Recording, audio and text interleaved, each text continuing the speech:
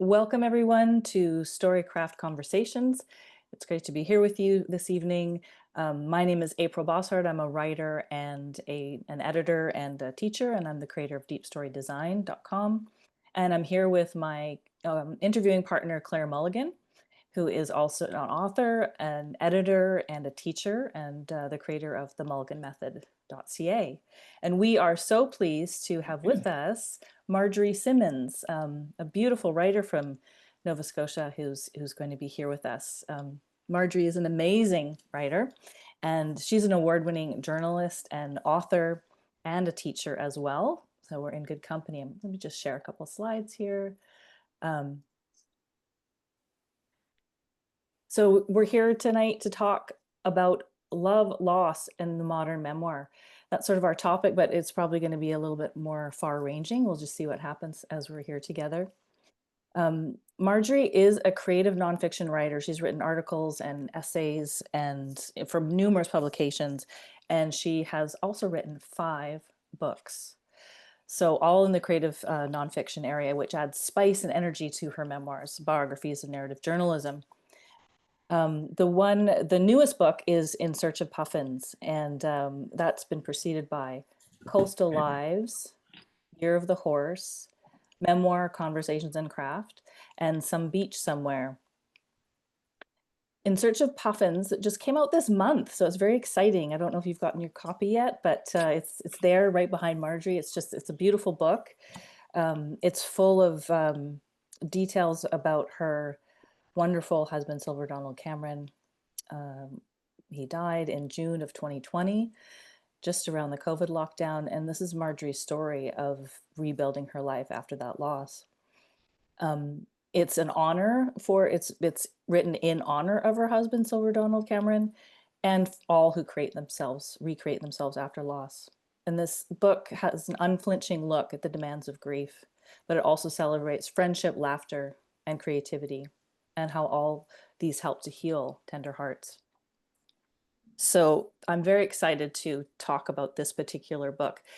It is the third in a trio of memoirs, which I am so impressed by. These are 3. Coastal Lives was the first in 2014, Year of the Horse in 2016, and In Search of Puffins in 2025. It's each one has her husband, Silver Donald Cameron, featured in it. Coastal Lives is the very beginning, when Marjorie was still living on the West Coast. And I love this book. It was full of, every single book is full of Marjorie's trademark humor, candor, and wisdom. At its heart, though, In Search of Puffins is the story of grit and determination to find light and purpose again after great loss. And it highlights the graces of friendship and laughter and the rebirth of optimism. Sorry, the saving graces of friendship and the laughter and the rebirth of optimism. And as we meet Marjorie, you will see for yourself, Marjorie, you embody these things. Let me just find my stop share and I'll come back and we'll chat. Well, Boy, welcome. I don't know who you're talking about, but that sounds like a bunch of interesting things. This interesting woman, this multi-talented woman. It's a pleasure to be with you this evening. And I agree. It's absolutely grand. It's just getting dark here. Absolutely lovely in Nova Scotia. And Yes. we've had our first day of almost summer. So I'm in a lovely mood and I'm so glad to be here. Thank you for staying up late with us. Very grateful to have you. That's a big time difference, in the West Coast. So here we are, coastal lives at work right now. You Um, bet. you've been a narrative, like a creative nonfiction writer, journalist for a very, very long time. I wanted to ask you, what inspired you to tackle a longer form of narrative, especially memoir, when you first sat down to write your first book, Coastal Lives? Yeah, I wasn't sure if I could. I used to joke with my late husband. I'd say, "Well, I don't know if I can write long," and he'd go, "Well, it's just more days in the chair." And turns out he was pretty much right. But I mean, I started out with articles and essays, so I really liked that very concentrated form of telling a story. Hmm. And I wasn't sure how that could or would work in books. And son of a gun, it turns out that you can actually do those short stories within a longer form too. So don't let anyone ever tell you that you can't do things your own particular way in any genre, because where we're comfortable is where we excel. That's very heartening. I think that's going to mean a lot to a lot of the writers here. When you wrote Coastal Lives, did you imagine that you would actually write another memoir and then another one? No, listen, it's each one is a miracle. You can't believe you ever did what you do. I was just bursting at the seams to do Coastal Lives. It absolutely was. I think I could have done it perhaps 5 years earlier, but that's not the way my life unfolded. So I joke sometimes when I do memoir classes and I say, well, if you sit down to write a memoir, and a lot of people say, oh, how do you get started and how do you keep on? And I often say, well, you might want to invest in a seatbelt because you might find that you're off to the races. Don't ever assume that it's always a slow process. It could be a huge jolt of wonderful energy when you sit down. So Coastal Lives was probably about 5 years after it should have come along, but my goodness. And then when I did that, I thought, well, I don't want to be a one-hit wonder. Oh, really? Okay. So that was the motivation for the second one? Well, kind of. I had been working very hard for 2 years and I liked the work. I liked the stress. I liked the joy. I liked all those good things. So when some interesting things went on in my life that I thought were actually, quote, noteworthy, I thought, well, perhaps I can just carry on. And of course, that's my journal writing background. I did hardcover journals for 30 years, and I've done letters to various people in my family for over 50 years. And so, yeah, I like to tell stories. So number Hmm. two seemed relatively easy, although each one of these is an entirely different, how do I put it? I didn't know how each of them would work out. One was done in retrospect, which is classic memoir, looking back and saying, and then this and then that. Year of the Horse was written as I experienced it. And people would say to me, well, how do you know how the book is going to end? And I said, I have no clue. They say, well, it could be, a crummy ending or a wonderful ending. And I say, yep, could be. Tune in. Yeah. Um, and then back to retrospect to some degree with In Search of Puffins, but also in the here and now too. So they're all wherever you want to plant yourself in time with a memoir is the right place. Okay. Whenever you're inspired, whenever you're ready to sit Hmm. down. Hmm. Now, Year of the Horse was centered around quite a difficult thing too, a painful thing. You had a big injury, um, and you were kind of grounded for a while, and you literally had to work through some things to literally get back on the horse. So Yeah. you're no stranger to writing about difficult things. Even Coastal Lives was about toggling between those two places, the West Coast and the East Coast, but also maybe giving up a bit of the West Coast. So how do you work in those difficult things into memoir, or do you think that's almost a requirement of it? Absolutely, 100% your latter suggestion. If there isn't conflict and turmoil and yearning in a Mm, memoir, you're probably going to put it aside. There has to be, uh, yeah, there has to be passion.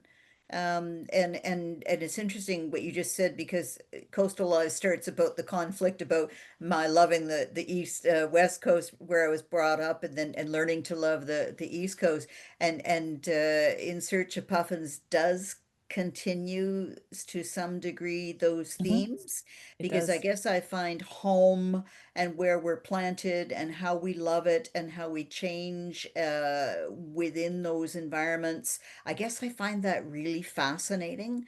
It's literally the ground beneath our feet, and Mm. it's such rich writing territory. So that's interesting that you brought that up. In Search of Puffins, there is a yearning to go back to the West Coast. In It, that threads throughout the book. What I would say is threads throughout the story present of the book. There's the we meet you at a certain point at the beginning of In Search of Puffins, and we move through the story, and you have this longing, this yearning to go back to the West Coast. Can you say a little bit more about yearning in general and how it threads through this book, In Search of Puffins? again, yearning is rich territory, and as interesting or perhaps more interesting is we always think we know what's best. Mhm. If the grass is greener on the other side, all this kind of business, if I can just get to such and such, life will be perfect and so on. And, I just simply assumed that when my late husband died, that I would return to where most of my family is and where I was brought up and where I was formed and all the rest of it. In the meantime, I've been on the East Coast for a very long time. It's sunk so far into my skin and my bones and my marrow and my everything else that when I go to the West Coast, I'm sure I drive them all daft because I'll talk to the clerks in the store and be too Mhm. friendly and take my time and people are way more in a hurry. I do find in certainly in the urban life of Vancouver. Mhm. And so what I was learning, yearning so much for, and it's not just the old, oh, you can't go home again, which of course has been covered very well Yeah. over the years. But I found it much more interesting in the sense that I didn't realize how grounded I had become here. And I don't know what the future holds. I don't know where I might put up my tent in coming years. I do know that I'm deeply happy here now, and the support and love I received here after my life changed um, has been huge. So I'm a maritimer and I didn't know it. Mhm. Well, this is an interesting part about storytelling and about writing and about living and writing about your life. I think there's an idea that we sort of wait till something's sort of fixed to write about it. But there's Mm. something very organic and kind of malleable and on the fly about memoir writing. You've taken to it very, very naturally to just write as things are happening, write as things go. Um, so could you say a little bit about, your perception of the memoir genre and what it consists of? You know, Oh my what goodness. like the Um, memoir, like the memoir is, I don't know, I've heard you say in the past, a chapter in your life. So how do you fix a chapter while still living and moving through? I would just say tackle memoir with the most open heart and spirit you can. I'm fascinated about those on the cusp moments, and I find them really, really rich and interesting. So I might be yearning for something, you're yearning for love, you're yearning for a sense of belonging, you're yearning for this, that, and the other. And I find those explorations really interesting. Again, because you think you might want something, and as the stories of our lives unfold, you discover that maybe that's not quite as true as you thought. So I'm interested in moments of time, snapshots of time, which of course fit in with snapshots from the past. I don't know if I'm quite answering your question, but memoir is such rich territory, and each fine writer finds their own wonderful bits to focus on. And I guess I love the hybrids, the which I am particularly fond of, as you know, because I'll bring in my journalism, I'll bring in other bits of writing that I've done over the years into all of my memoir pieces, and it's wide open. And every time Mhm. I think, that, I'm sure a fiction writer would say the same, or a poet or whatever it might be. But, all the writing genres are so vibrant and growing and expanding and fresh. And Mhm. every time you think, oh, well, I think I've sort of covered this area, and no, there's more. And so as a teacher, writing will come into me that I'll just think, oh, this is heaven. I'm so glad this person decided to take this route. Or for myself, I think, well, just jump in the deep end, see how it works. So it's all the best writing is always evolving and always fresh and even startling and oh gosh, it just stops your heart sometimes. Mhm. So it's always evolving.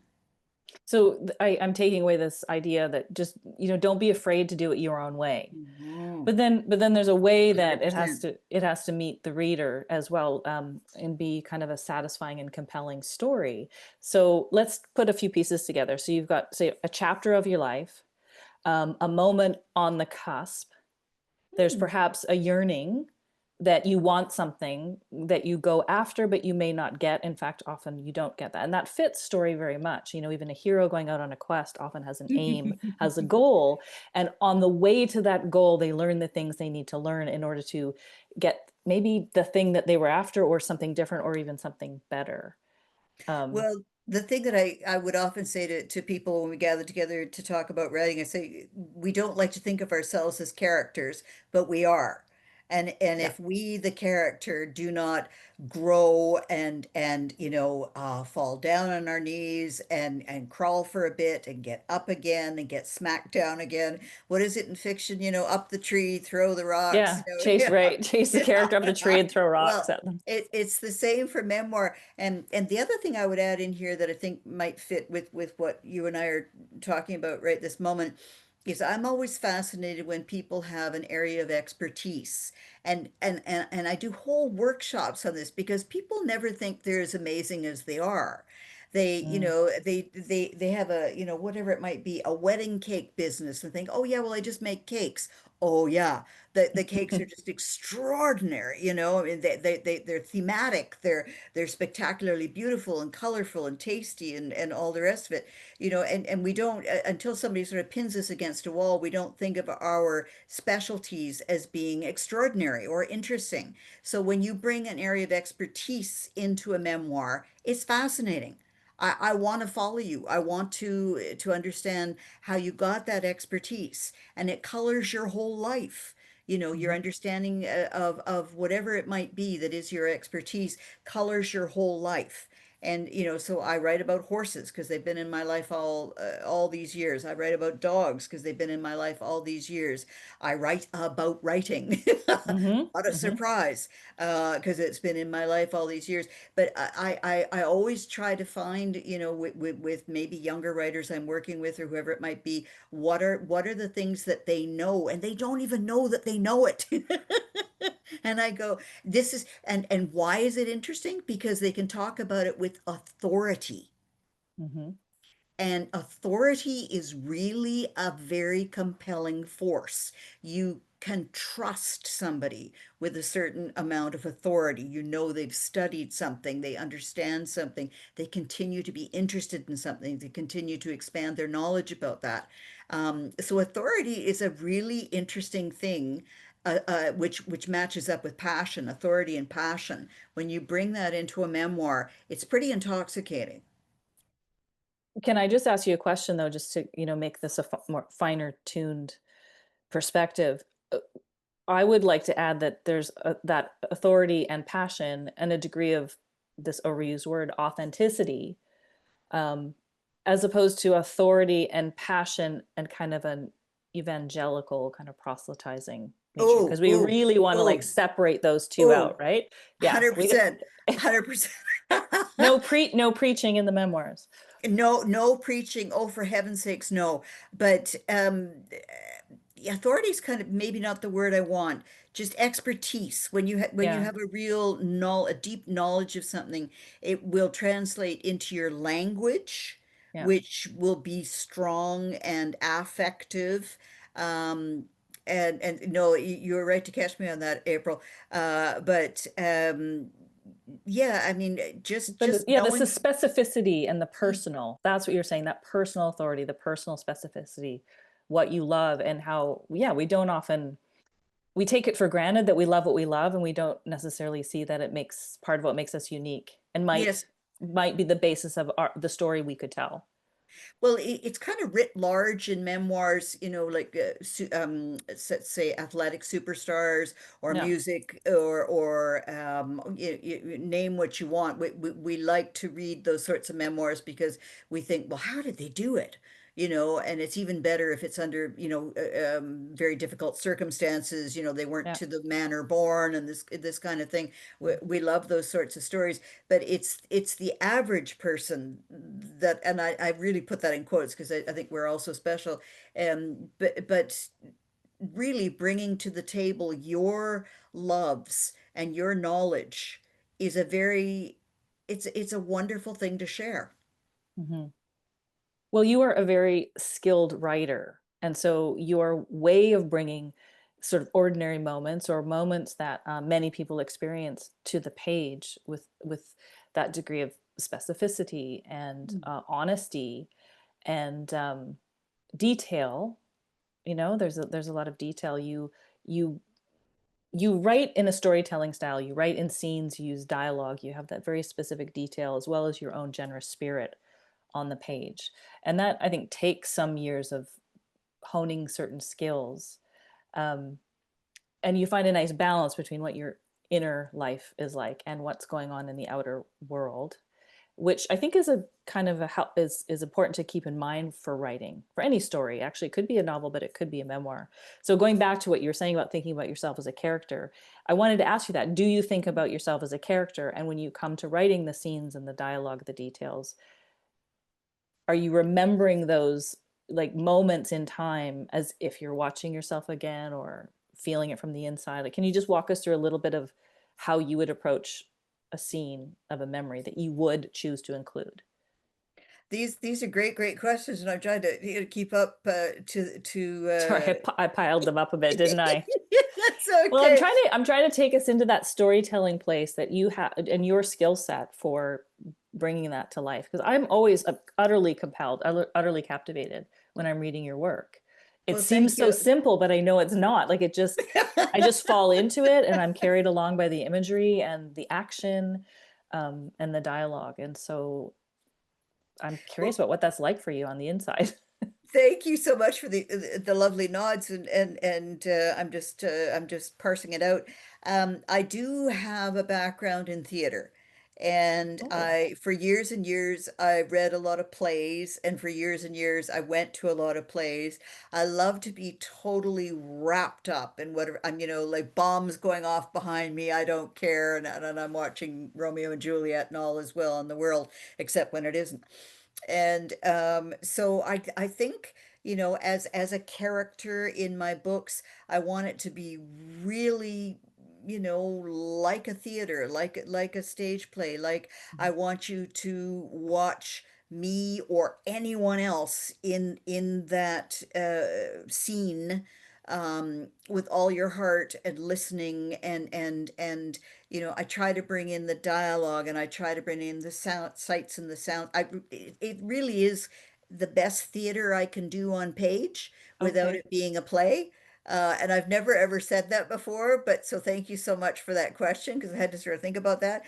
But I am right there. And one thing I talk about sometimes in classes is we all have, dominant senses, and my dominant sense is my ears. I go through the world hearing everything. I mean, I can walk into a poll, but I can tell you what song was on the radio when I walked into that poll. Like Oh, I'm, interesting. I'm not as I'm not as good at sometimes seeing, as I am hearing dialogue and sound, and the birds and the this and the that and the crack of the thunder. I'm very, very auditory. But I have taught myself to use my other senses too. But again, it's a stage. All the world's a Mhm. stage, and we're but, all the men and women are but players. So I guess I just want to give the richest experience I can for anybody that might pick up my book. Hmm. You know, for all the years I've known you, I don't think I really, clocked that you had that theater background too. But that's really comes through.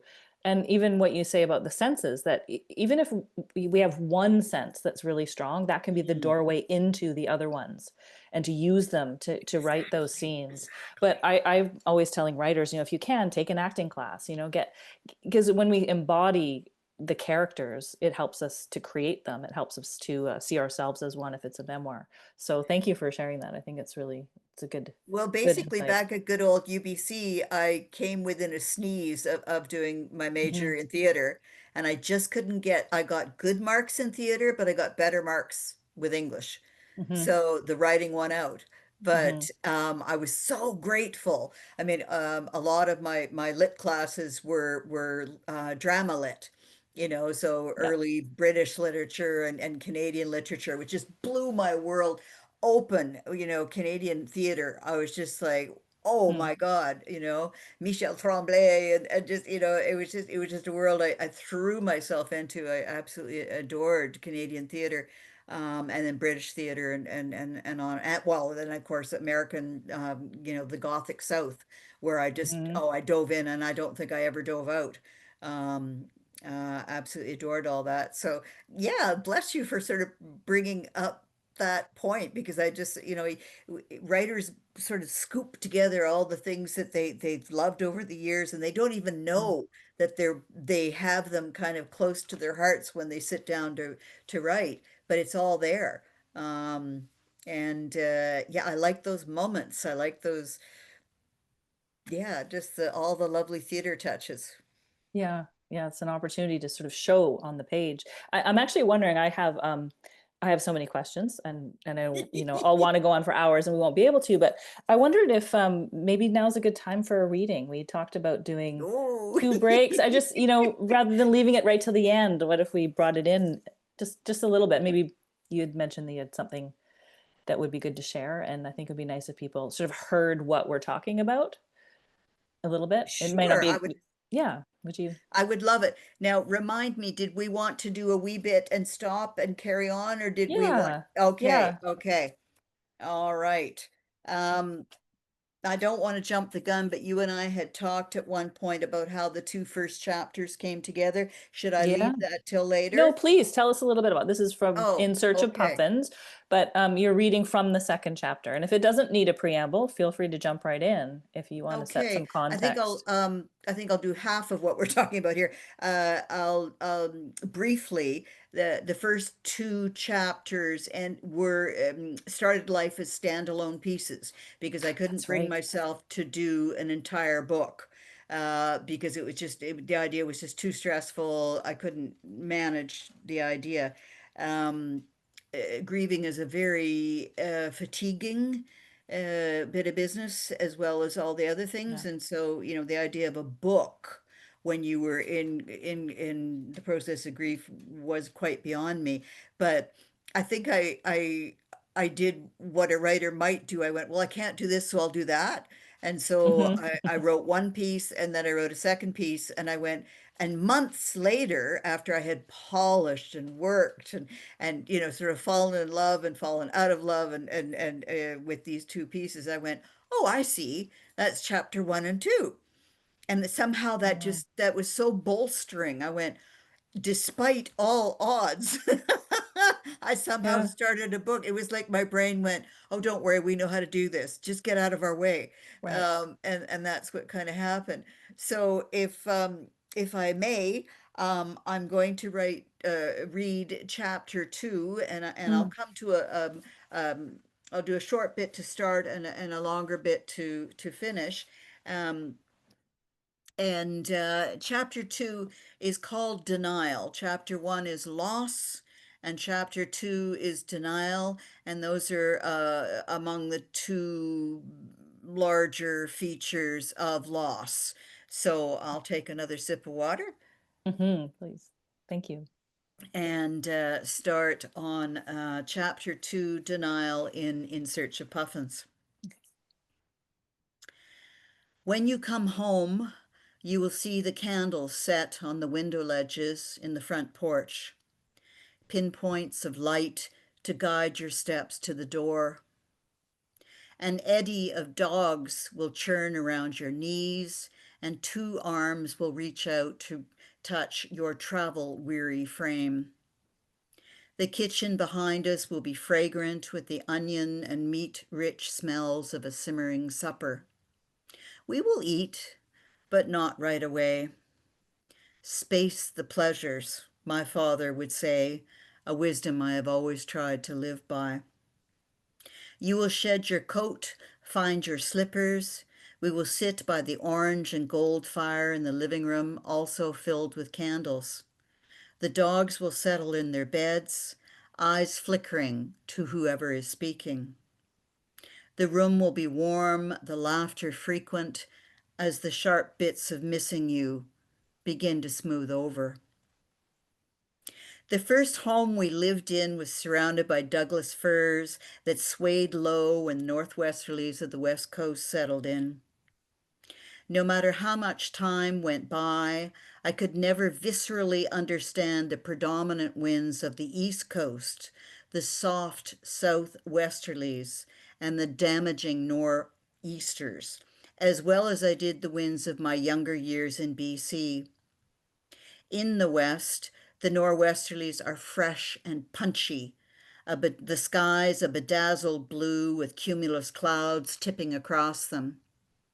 The southeasterlies are sullen and unrelenting, the skies ashen, and the clouds darker yet, sodden with water sheeting downward.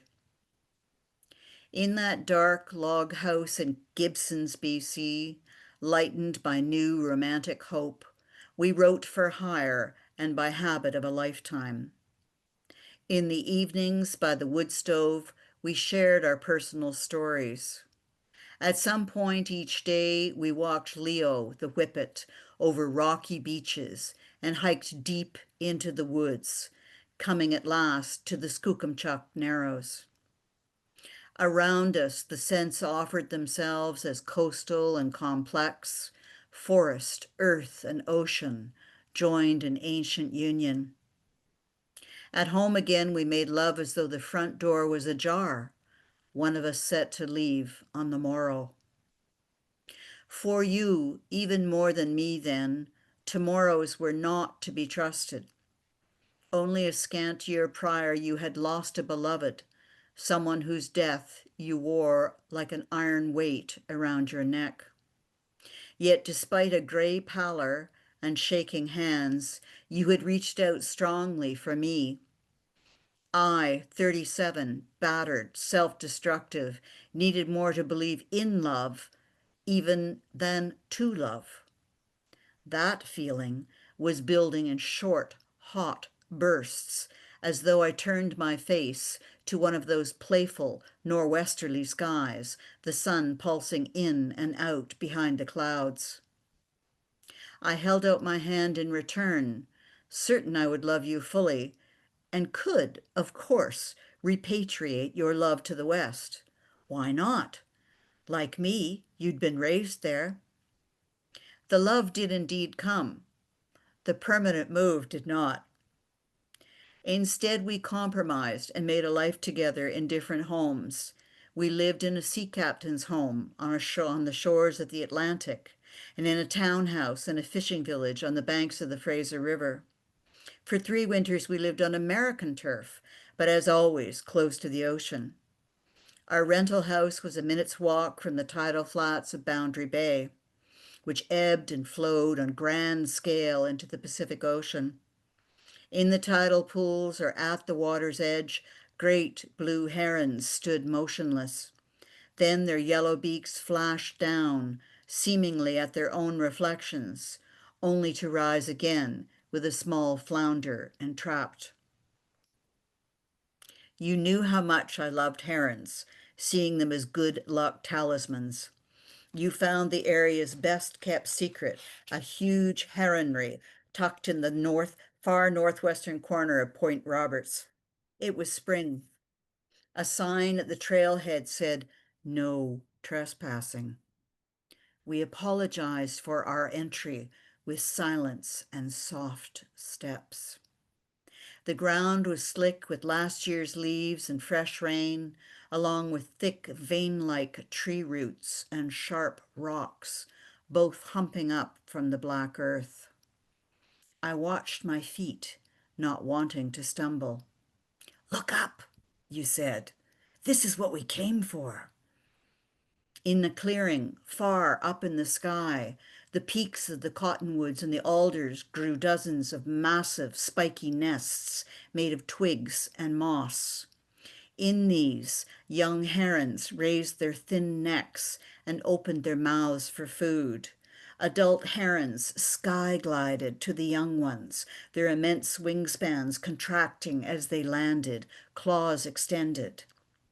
The sounds during flight were primordial and also somehow representative of all that mattered to avian animal or human, home, family, nurture, companionship and growth, survival.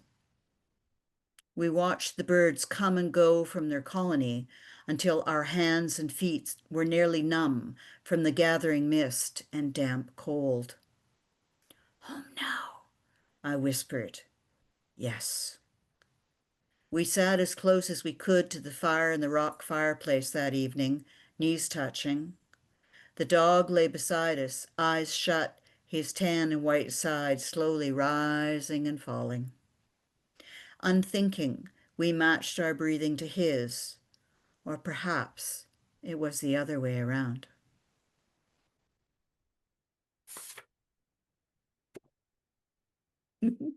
That's halfway through. Wonderful. Thank you. You're Thank you. welcome. I am awash in imagery and senses and that beautiful specific detail. And yet I'm so amazed at all this the places you went to in all of that, how the flowing and just where words can take us. I mean, I think that's the power of language, the power of storytelling, that we can follow these words down these different trails and it all is of a piece because it's coming, it's coming from the same place of ourselves, our heart, our imagination. And Well, I that's must say, it's kind of lovely to have a West Coast audience, and I'm talking about Skookumchuck, and I'm talking about the yes, Fraser River, and those I'm talking details, about Steveston, and I'm talking Gibsons, and about yeah, Point Roberts, and everybody's going, yeah, or at yeah. We least can I see think they might. ourselves. We can see ourselves there. Yeah. But this being an excerpt from chapter 2, of course, we're early on in the story of your initial loss of losing Don, and this is a moment where you are speaking to him, I believe, and we're sort of, if I'm remembering correctly, it's a way of going back into memory as a form of initial consolation and maybe denial, but it also takes us into the backstory of your relationship together and introduces him as a character and introduces the two of you together as a couple that of course flows through the rest of the story. And it feels so, it's going into the past, yet it feels so present because of those details. um That's nice to hear because that's kind of and in a way I'm starting to establish Dawn's voice. yeah. It's not super present here in that first bit, but it will become more so as the book goes on, and that was huge for me. I felt like that was gosh, how do I put it?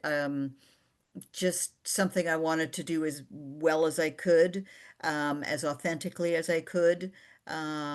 Because, when you do lose someone, one of the things I said in the book, and what I said to Don not too long before he passed, actually, we didn't know he was in trouble. We were just having a conversation. I said, how will we manage, you and I, if one or the other is gone, because we live inside each other's heads. Mm. We Mhm. had such an intense writerly connection and we had such an intense intellectual connection that, of course, the conversation continued after he went because if it hadn't, I would have gone mad. Mhm. You can't just turn the tap off, not after 25 years. Mhm. Um, so it was, yeah, it was a way to bring him into the story. But your side of the story is it's one of the first ways that you kind of say no to the loss too. It's one of the first ways you say, wait, I don't have to be without his voice. And in this chapter, what you just read too, it's his presence. Like you're really calling in his presence. And so I feel he's there. So when Good. more of his voice comes in, he feels like a character in the story as he's meant to, I know. But his presence and his voice is also a way to carry your experiences, your change, and your grieving.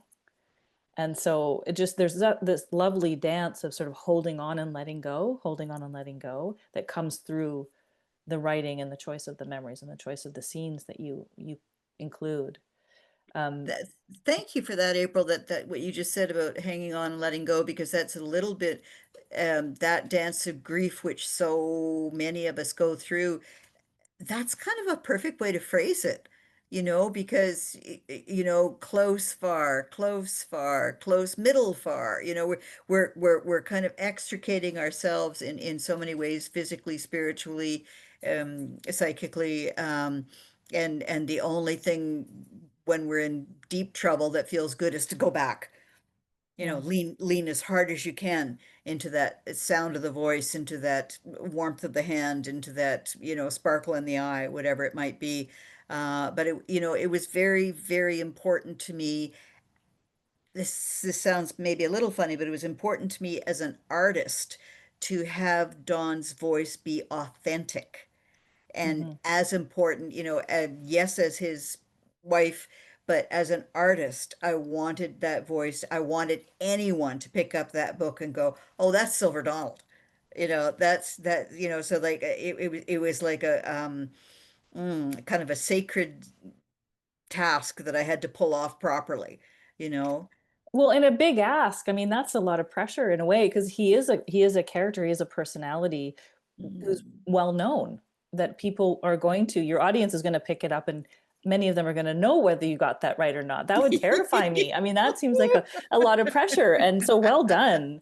But Well, thank what you. feels so potent to me in the story is that more than anything, it's a true telling of one woman's journey through that grief. There's the writerly piece, there's the artistry, there's everything you brought to bear to tell this story, but there's also what you lived through.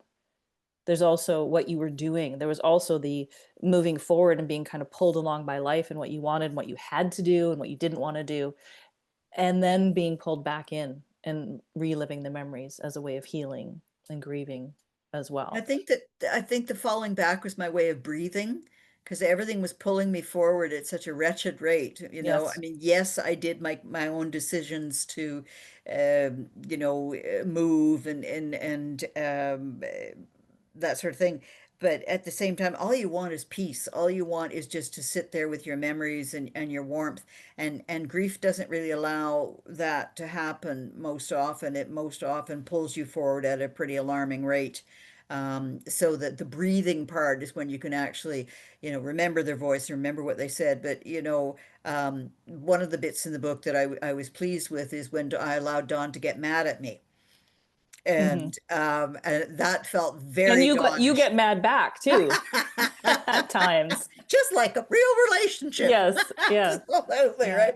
But, because this book is not maudlin. There's no No. maudlin. There's no sentiment. Well, I don't think. I certainly hope.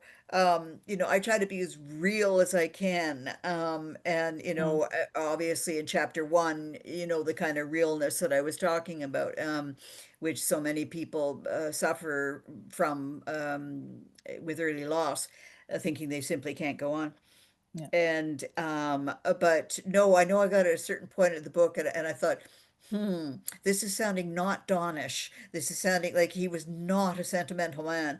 And I thought, oh, I need for him to, get good and whatever, feisty. Yeah. You're You not know, writing me right. You're yeah. exactly. Hello, hello, hello. That's Rewrite the not the word, right?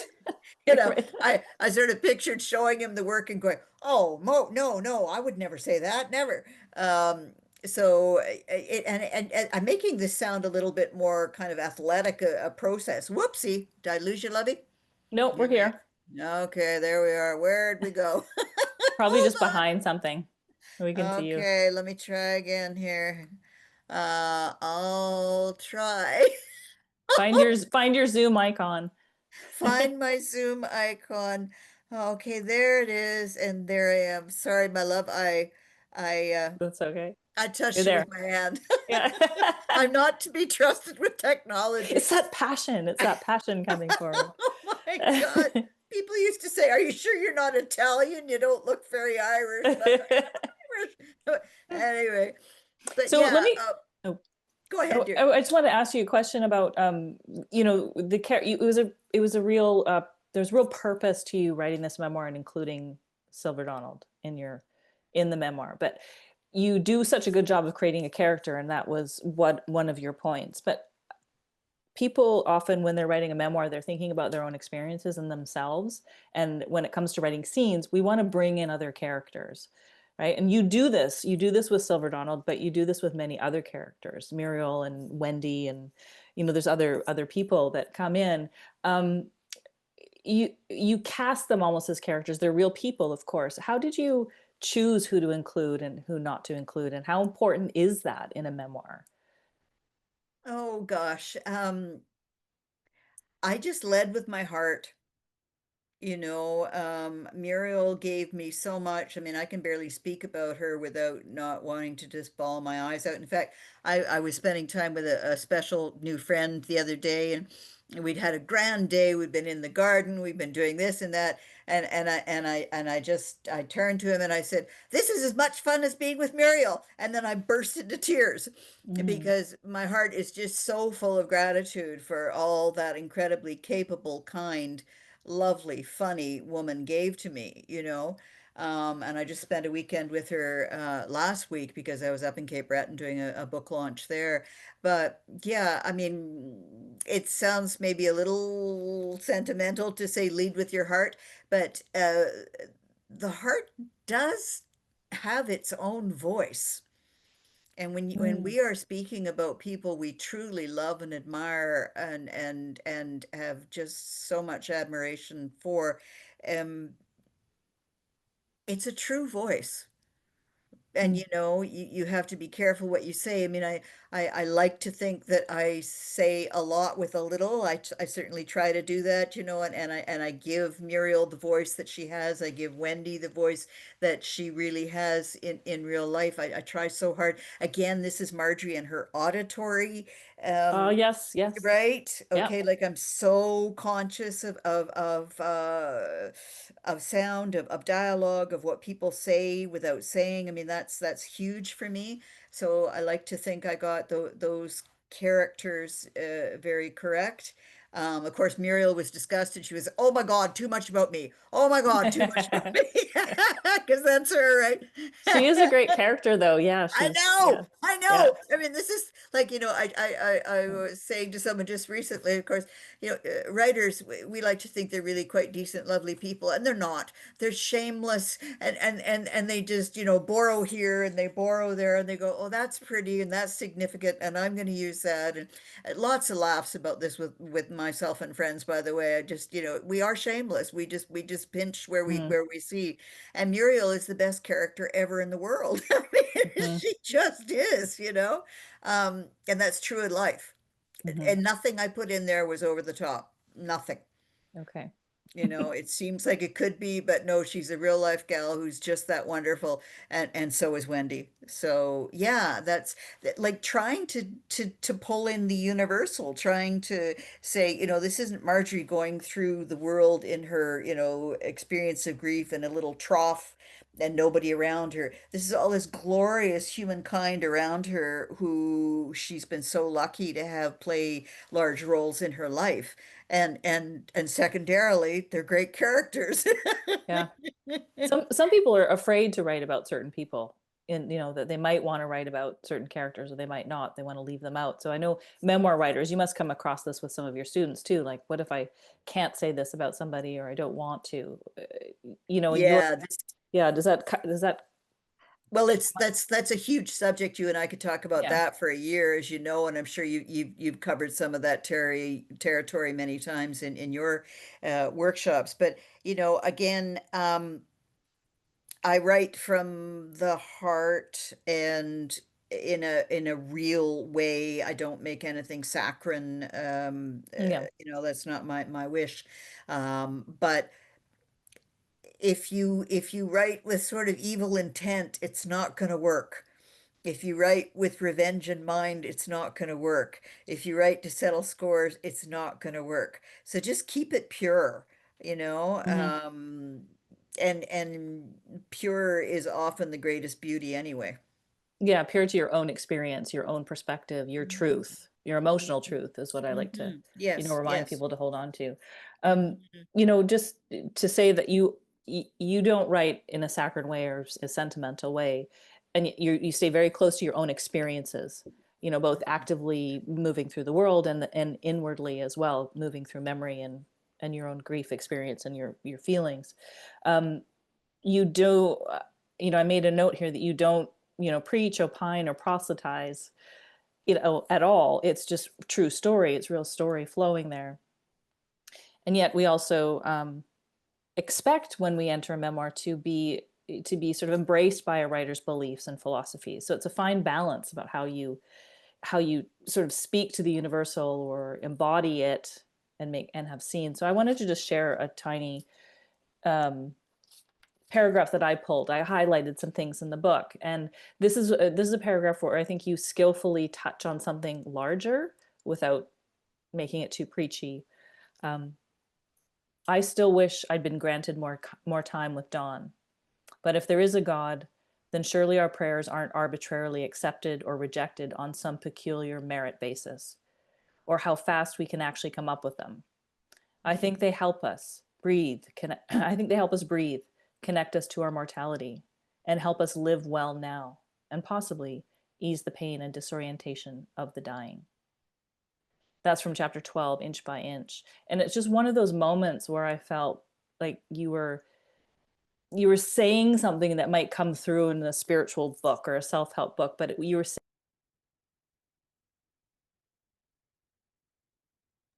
You're muted. You're muted. You're Oops. muted. okay. I don't know where I went off there or how that happened, but Well, um, I didn't I didn't preach or I didn't touch I didn't touch anything. I was Yeah, yeah. so muted. Sorry. okay, that's okay. Did you get the quote that I read from chapter 12, Inch by Inch? Okay. Okay. Absolutely love, and I'm super glad that didn't come across as, make this is the very first time that I've talked about, sort of spiritual matters Yeah. in my life.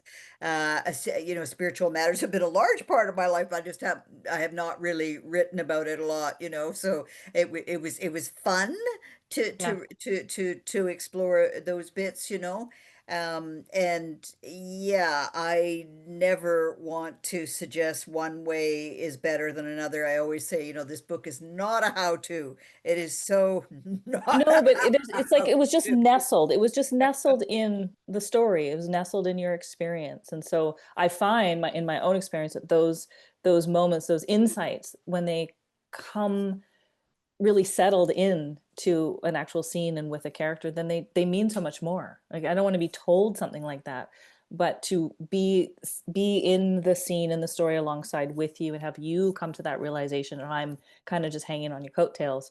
It just goes in the heart more, it lands better. And so it's just a light touch, you need to have a light touch for that. Good. Yeah. Thank you for that. I And you appreciate do. it. I Hmm. guess the word that comes to mind when you're talking is I try to suggest things.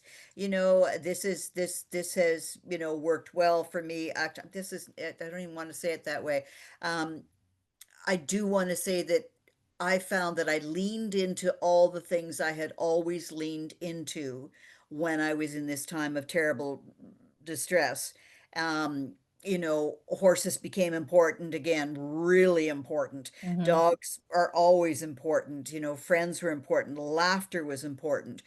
So all the things that you always loved, it's not that like they've gone away. They've changed because you might not be sharing them with the person that was the center of your universe. But horses were a part of my life a long, long, long time before I met Yeah. Dawn. So for me, it was almost like a switch that went off in my head. It said, girl, you need to get to the barn. You need to get to the barn. You need to shovel some stalls. You need to, wrestle with some big heavy water buckets and get, my favorite smell of, horse sweat perfume, and Mm-hmm. I was just so grateful that I had those things I had always leaned in. They were there again. I mean, I had to search them out.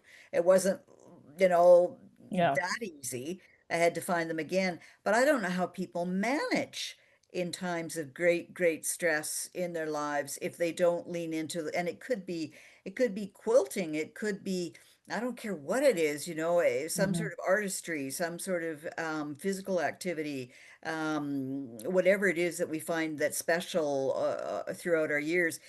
You can't live in quiet and isolation forever. It's not You know, good. you know what? It just flashed in my mind is something you said earlier about the heart has its own voice, which means Mhm. we have to go back to the language of the heart and let that Yeah. lead. let The that things read. that really give us the greatest sense of security and peace, Hmm. and that's so different for each person. I would never ever suggest that one or other way was not good, but just lean into those things that always gave you peace and satisfaction. Did you want to read another short piece? And then I'm going to turn over to Claire for some questions. So let's have a Oh my hear goodness. hear your voice, hear the book. And if everybody, have a look for that book. It's available now, just out this month. It So is. It it's a is my really West wonderful, Coast easy friends. read. Yeah, really nice to, really enjoyable. Yeah. I would like to read the second half of that particular chapter if I can. I hope it Mhm. doesn't. Hope it's not too long. Give me the wink and the nudge if it is. Okay. Okay. When you come home, we won't talk of the new plan to go west and where we'll live and how either of us can make money in a place that doesn't know us anymore. I promise. I tried so hard to stop loving those western shores.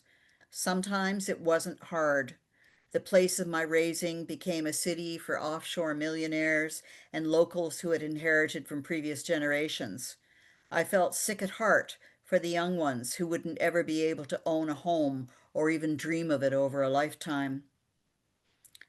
The smugness and greed of Vancouver, sorry, revolted me.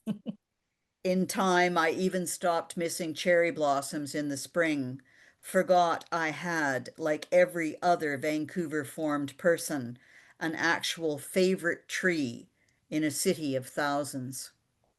Even still, I couldn't kick those embers of coast love to ashes. But no, I will still my anxious tongue and accept the obvious truth that no home can be such without you, and a particular you, who can write and laugh and open your spirit for a regular cleansing to the pounding northeasterlies of an eastern winter and the round, soft southwesterlies of an eastern summer. Remember that summer together when we sailed from home an hour when we sailed home from a port an hour away in a flat out gale? I was so hungover that I prayed the ship would capsize, except that wouldn't work because then the world would lose not just me, but you and the dog too. That was unthinkable. So I stopped praying for absurdities and looked up to the companionway to where you stood behind the wheel. You had not had too much drink the evening before. A moment later, you straddled the narrow space in the cockpit, so one foot rested on the port seat, the other on the starboard. This gave you more height to see over the plunging bow. Rain bucketed down. You wore a sou'wester, rain gear, and gloves, but your cheeks were as wet as if the tears of the world had found haven. Your grin belied the idea. What shall we do with the drunken sailor? What shall we do with the drunken sailor? What shall we do with the drunken sailor early in the morning? Not funny, I croaked from below, the ship's mascot crushed in my arms for fear the next set of waves might cause him to be flung against a bulkhead. Not funny at all. You laughed like a pirate of old, his hold full of treasure, and in his cabin a fellow pirate, a wench, albeit overly fond of rum, with a sharp tongue to boot, awaiting for him when the day was done. In your dreams, get me to port, was all the pirate's wench said that day, or I'll never sail with you again. Later, I told you I'd never seen anything so funny and touching in all my life. Captain Joyful takes on a gale and lives to tell the tale. You kept on singing a full hour and never repeated a shanty. I don't know if I've ever seen you so happy. All appearances to the contrary, I'd never loved you more than in that moment. And I told you so.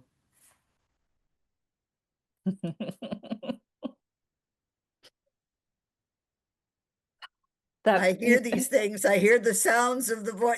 What can I say? yeah. I'm all ears. Yeah, and I just love that you read that because it just captures the love and loss that we were talking about, that there's a way that they sit side by side all the time, Mhm. and you've you've conjured that in your book.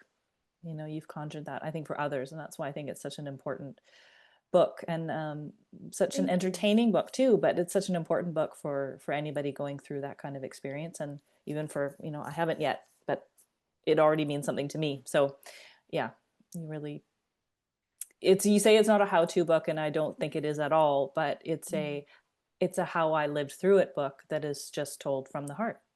Oh, good for Yeah. you. That's a beautiful way to put it, and I thank you. Thank you. Thank you too. I'm sure there's some questions, and Claire's been collecting them, so I'll just bring her onto our screen with us, and she can Okay. ask on behalf of the others here. Let's see. Where did you? Okay. I see some interesting questions over here. There we go. Okay, I didn't give me the option right away. Hey, Claire. Hi, everyone. Hey, Oh my hi. gosh, that was so interesting. Yeah. And the readings are so Right. fabulous. I felt like I was there. It's so wonderful to hear a writer reading their And own work, singing, you know? good God. singing. And singing with the wonderful voice to boot. Yeah. Bonus. It's so cool. Well, I tried to sing low so it sounds like Dawn. Okay. I have, okay, so first question we have for you is from Kat, and it says, do you regard writing a form of therapy to cope with trauma? And I guess I would also add that, is it, if it is, or is that a good way for people to approach it? Or should they not think of a memoir as a form of therapy? Does that help or hinder? Or why not? Right. You know, I'm apparently the only person in the world that doesn't seem to think, maybe I'm quite wrong, that this sort of writing should be cathartic. Yeah. I am always Mm. interested in creating art, and maybe it is a balm to my heart to get the right phrase, to get the right image, to get the right idea down. I don't look at it as making me feel happier or making me feel more further along in my grieving process. I just want to create art and be as true as I can to that relationship and to that man. Yeah, interesting. I love that idea that it's, yeah, thinking of it first of all, first as a form of art, a form of storytelling, and secondary perhaps. I think any kind of writing helps us. I think it helps our brain. I think it helps us process all kinds of stuff that we didn't even Yes, know. yes, yes. It's such a marvelous thing to do for so many reasons. But yeah, I think I think that's where, if we want real progress, we might go to a therapist, but to me, there's deep, deep pleasure and perhaps healing in a well-turned phrase or well-executed chapter or whatever it might be. I sort of feel like I'm doing what I can do because I know how to do this, even though it's hard. right. Yeah, Mm. awesome. Mhm. We have a question from Joan, and she says, do you have to crystallize your themes? For example, the rebirth of optimism. Did you, in the revision process, have to focus the camera of your writing to find the right composition of what you were trying to say? So, and this is, and she speaks of, in order to make the memoir universal to the reader, relatable that is. So, I'm thinking, like, do you have to find the story beats or sort of see the themes running through your work, or do you put them in first? That kind of thing. Um, don't put them in first. For me, it's story, story, story. Mhm. And when I found for me, this is a relatively straightforward structure. My structures tend to be fairly gymnastic. Yeah. Mm. You better put your seatbelt on. But this is fairly chronological for Marjorie. And what I did find is I think I got about halfway in, and I dreamt the title. In Search of Puffins, Yep. which I'm going to ask you. I was very curious about that title. I dreamt the title. I woke up. I mean, I'd gotten to about the halfway mark and I thought, yeah, I'm okay. This is, yeah, yeah, coming together. Yeah, yeah, yeah. But I need. And then I went to sleep and I woke up and said, In Search of Puffins, and ran for my desk. Ran for my Yeah. desk. Yeah, you do have to explain the title a bit. Yeah. Well, of course, speaking of themes, I wanted some energy. Don was a very energetic man, like a phenomenal intellect, funny, musical, fascinating, brilliant. He had a lot of energy. Of all those things are energetic, and so I wanted to bring in some fun. I wanted to bring in some energy. And I wasn't thinking so much of a theme, although this was like a double gift in that it gave me a gorgeous theme. Um, in Search of Puffins, I am in search of puffins because it was one of the things that we never got to see together. We sailed together thousands of miles. We traveled together thousands of miles. We were in all sorts of places that we should have seen puffins. Don even tried to tell me that I had seen puffins, and I said, no, I haven't seen puffins. And and all of a sudden, it seemed insanely important to me that I hadn't had that experience with him. Mhm. And of course, the theme of that being whenever we lose somebody, be it a partner, be it a parent, be it a whomever, a good friend, I suppose, we always have a wish list of things that we want to do with that person. Oh, next year we'll go to Ireland, and after that it'll be, the Antipodes, and we always have these things we want to do. And Don and I did not get to see Puffins together, and so I had to make the decision about whether that was important enough for me to pursue on my own. And I made that decision. And when I did, I just thought, oh, I know exactly where to take this book. I know exactly, but I didn't know how. Just because you decide on something doesn't mean it's going to unfold as you expect, Right? which is possibly the best part about writing. You might have a plan, then Uh, you think, oh, that looks really good. And so you yeah. head toward that far mountain. And on the way, there's a river and there's a this and there's that. And there's all these sorts of things before you get to the far mountain, which perhaps is not as mountainous as it first appeared. Maybe it's a hill, on Yeah. and on. But you have to have some sort of journey, I Yeah. think, some Mhm. sort of journey in a book. And for me, the journey was realizing what puffins meant to me and finding them. Yeah, that's a wonderful, we often advise people to find that hook, find that somatic spine, find that one thing, like that one brick, right? Because, especially with memoirs and anything really, there's such complexity and so many things going on. But if you have that one thing to hold on to, everything can kind of speak to that. That's wonderful. Um, Mhm.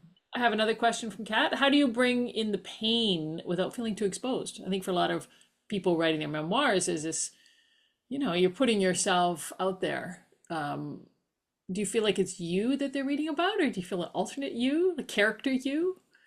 It's definitely the character of Marjorie, Mm. which I think most people feel.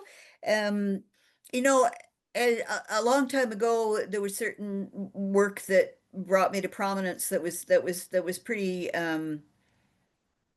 naked in content, and it's hard to explain to people, and I'd always say I put the worst least that how do I put it? I put in the things that I could manage, not the very worst things, right? And they'd go, oh my God, how did you write about such and such? And meanwhile my brain is going, well, that wasn't very bad. That wasn't very bad at all. I didn't even talk about the bad things. Like somebody said to me, oh my gosh, you didn't put any of the business about the hospital in because my husband passed during the time of COVID. I'm sitting out in the parking lot in my car. Well, the person who's the most important to me in the world is up in three floors up in a hospital and waving to me out the window. We're talking on the phone, but it didn't, you have to serve the story. You have to serve the story. And those bits did not serve the story. When I wrote about my sister, who has appeared in whatever two of three of my books, my late sister who died so many years ago now. And people go, oh my goodness, all these terrible things, and it was like the least worst things I could put in.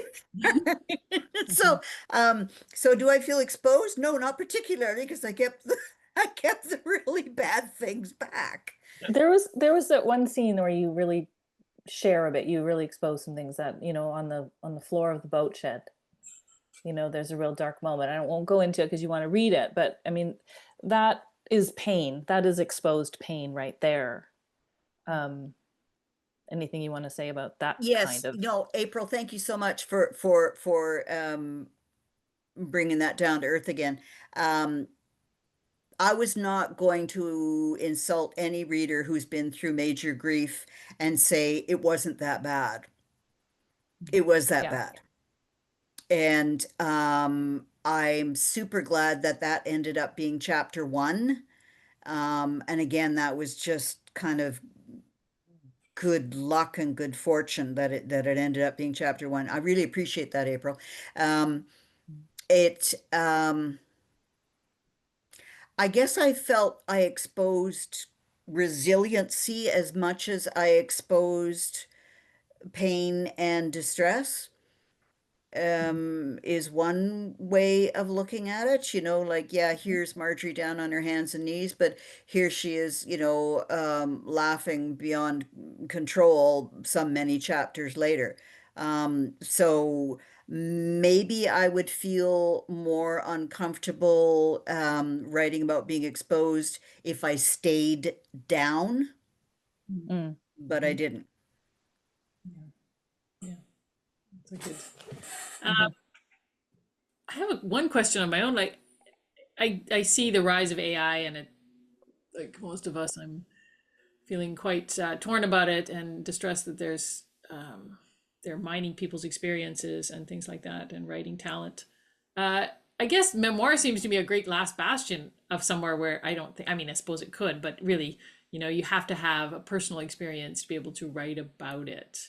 Um, I don't know where I'm going with this. I guess I'm just saying I appreciate memoir writers out there, like, ever more, and I think it's going to be ever more important Mhm. for people to be able to do this kind of CNF, drawing on storytelling techniques, telling their stories honestly and authentically in a way that machines can never take from us. Mhm. I guess is when you started writing, you probably never thought to yourself, "Oh my God, one day, some algorithm will be able to mimic a memoir," right? It's. Well, I would say to that, develop your voice Mm, because AI ain't got the voice. this is It true. does not have the voice. Mhm. It can Yeah. it can't sound like Hemingway. It can't sound like Atwood. It can't at least maybe that is my dearest hope. You That can. That's that just the scary thing. They actually can, especially Hemingway because he was writing Oh. simple. But when you dig, but it's sort of a vacant, it's like the uncanny valley, right? It looks like it, but something's wrong. Uh, Mhm. but of course, it's going to get smarter and smarter. But no matter what, you can't, well, make up. You're not a machine. A machine can't experience life, right? They can't experience ups and downs and all this messy stuff that we. No, and and I guess I'm still going to try and fight the idea that that absolute mimicry can be possible. You have so many writers that bring their poetry, that bring their passions, that bring their whatever playwriting backgrounds, but all their different writing backgrounds. I mean, I've brought in my journalism to my creative nonfiction. I've brought in so many different forms of writing into what we call memoir, obviously being very happy with a hybrid form of it. Um, Mhm. and I, yeah, I like to think that we will be all right. Yeah, I think we'll be all Mhm. right too. I think so. I have one more Mhm. question if we have time, or should we? Let's. Sure. If Marjorie's up for it, yeah. One last Often a question. question we get is the idea of how much authenticity. I mean, as in real stuff. I mean, can you make anything up? And how much are you allowed to? I wouldn't say fudge, or how much are you allowed to embellish? None.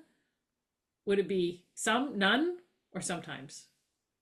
Yeah, those it's a number of questions, but this is where the creative nonfiction comes in. Mhm. We can't remember a conversation we had 30 seconds ago, let No. alone 30 years. but we can always remember that our mother said, whatever it is, she said there were certain things that were repeated to us that are, in our minds in a very firm way. Yeah. We can close our eyes and see that bedroom growing up. We can see the ratty wallpaper. We can see whatever it might be. And you do your best to be truthful, but my God, it's a creative process. And somehow there's this weird kind of almost moralistic, well, if you can't remember it, you shouldn't be writing about it. And I say, no, you absolutely should be writing about it. Trust your heart, trust your psyche. Your mind, maybe not as much, like the mind can't keep on to every little tiny thing. But, again, coming back to people's strongest senses. I remember the dialogue. I honest to God remember it, the dialogue. I've been told I have an uncanny recollection of things that people say to me. If it was in the front yard, the backyard, or the neighbor down the street, I couldn't tell you. I have no clue.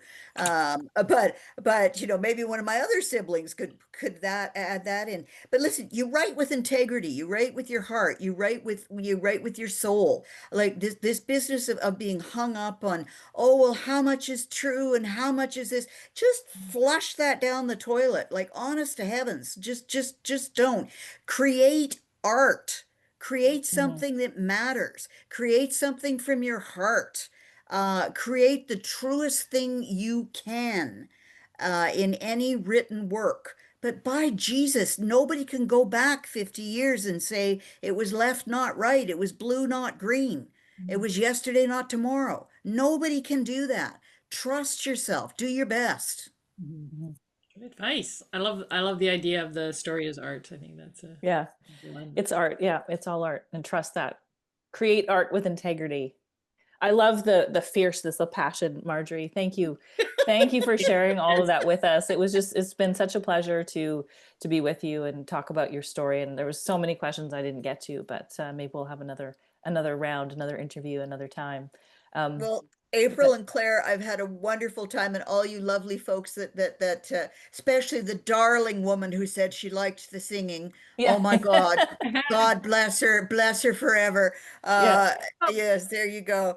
I've had a lovely time, and I thank yeah. you kindly both. Thank you so much for staying up late too. And everybody, if you want to get in touch with Marjorie, it's marjoriesimmons.ca, and it's Simmins. You can see there. And In Search of Puffins is at your local bookstore. Please buy local if you can. Marjorie's a passionate supporter of the local bookshop. So, and Marjorie, you also teach memoir writing too from time to time. We can find out about that on your website as well, right? Absolutely. Yeah. On my outdated website, you will find all you need to find. I'm Okay. currently chasing down a lovely person who should help me update it. On it, just email me and I'll give you all the recent things. Okay. But And so grateful to you both for this lovely evening. yeah, thank you. Thank you for Yeah. being our guest on Storycraft Conversations. And Yeah. thank you, Claire, for the questions. And thank you all for being here. And have a lovely rest of your evening. And we'll be back again with another interview soon. Hi, I'd love to Have a chat. wonderful night. Okay, night night for now. Right.